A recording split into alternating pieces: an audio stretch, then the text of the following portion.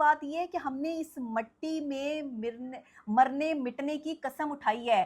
ہماری موت عام موت ہو تو یہ ہمارے لیے تشویش کی بات ہے. ہمیں موت سے ڈر نہیں لگتا. ہمیں موت سے ڈر نہیں لگتا. جس طرح ہمارا کمانڈر جو ہے وہ اپنے ملک کی مٹی ہاتھ میں لے کر جو ہے وہ اپنی جان دینے کی قسم اٹھاتا ہے نا کہ میں اس ملک کے لیے اپنی جان دے سکتا ہوں. اسی طرح ہم صحافی بھی ہیں, اسی طرح ہم جرنلسٹ بھی ہیں. ہم بھی اپنی مٹی سے جو ہے وہ یہ حلف لیتے ہیں, جنرل عاصم منیر صاحب, بالکل ہم حلف لیتے ہیں اپنی مٹی کا کہ ہم صحافی برادری جو ہے وہ اپنے ملک کے لیے قربان ہوں گے, ہم شہید ہوں گے, اور ہمیں شہادت سے کوئی ڈر ہمارے نہیں لگتا. فوجی بھائیوں کا مورال اپ کرنے کے لیے ان بالکل. کو سلوٹ ہے. بالکل سلوٹ ہے. ایل او سی پہ کھڑے ہوئے ہیں, ڈٹے ہوئے ہیں, بالکل ڈٹے اور رہیں, ڈٹے رہیں.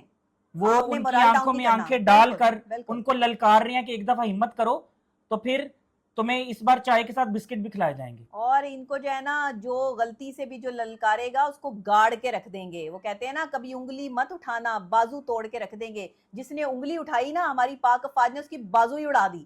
تو اب آپ تیار ہو جائیں, آپ نے انگلی اٹھائی ہے, اب انگلی کی ہے تو پھر اس کا جو ہے وہ آپ کو صلہ تو ملے گا.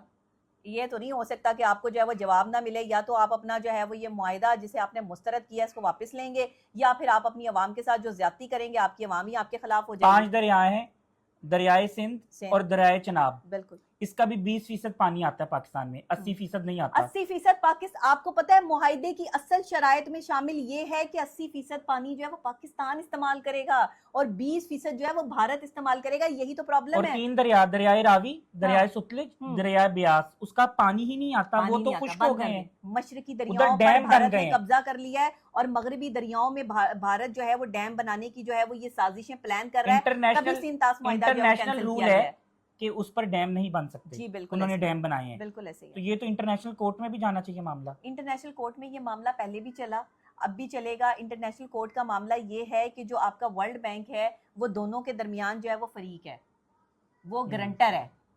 اور اگر اس وقت میں جو ہے وہ انہوں نے